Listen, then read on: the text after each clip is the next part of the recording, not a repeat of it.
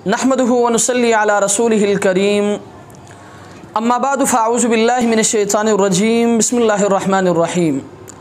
चतराल से मोहतरम ज़ुबैर साहब ने सवाल किया है। उनका सवाल ये है कि इस्तिखारे का मसनून तरीक़ा क्या है। उनका कहना है इस्तिखारे की नमाज़ कैसी पढ़ी जाती है और उसमें कौन सा दुआ पढ़ा जाता है और ये कब पढ़ा जाए। तो याद रखिए, इस्तिखारे का मसनून तरीक़ा ये है कि आप दिन में या रात में किसी भी वक्त, बशर्ते कि वो नफल नमाज का मकरू वक्त ना हो, आप 2 रकात नफल इस्तिखारे की नीयत से पढ़े। लेकिन बेहतर ये है कि रात को चूँकि यकसुई का वक्त होता है, इसलिए आप रात को सोने से पहले पढ़कर आप सो जाए।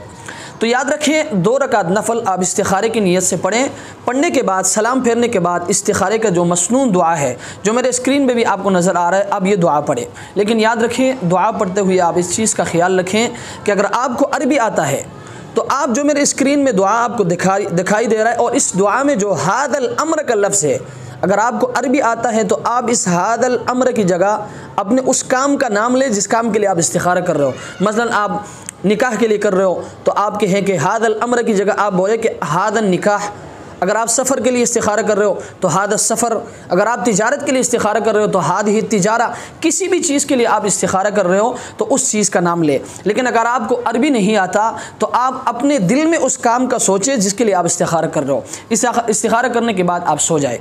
सोने के बाद ये बात अपने जहन में रखें, आमतौर पर लोग ये समझते हैं कि ख्वाब में कोई चीज़ नज़र आएगा, दिखाई देगा। याद रखें, ख्वाब में नज़र आना ज़रूरी नहीं है, बल्कि ये क़ल्बी इत्मीनान और क़ल्बी रुझान का नाम है।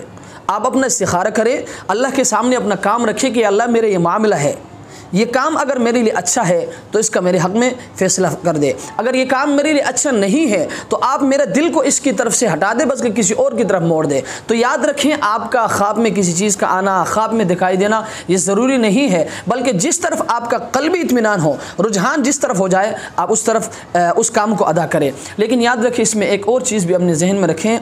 आमतौर पर लोग इस्तिखारा दूसरों से करवाते हैं। याद रखें, इस्तिखारा दूसरों से करवाने का चीज़ नहीं है, यह आपका अपना मामला है। तो आप अपना मामला अपने अल्लाह के हुजूर खुद रखें। नबी अलैहिस्सलाम की ज़िंदगी उठाए ना कि आप अलैहिस्सलाम ने सहाबा को इस्तिखारा की तलकीन और तालीम इतनी दी है गोया कि आप उनको कुरान की कोई आयत या कोई सूरत सिखा रहे। लेकिन इसके बावजूद भी, और ये बात भी अपने जहन में रखें कि नबी अलैहिस्सलाम से मुक़द्दस हस्ती इस जहां में कोई नहीं है, इसके बावजूद भी सहाबा ने नबी अलैहिस्सलाम से हर काम का मशवरा ज़रूर लिया है।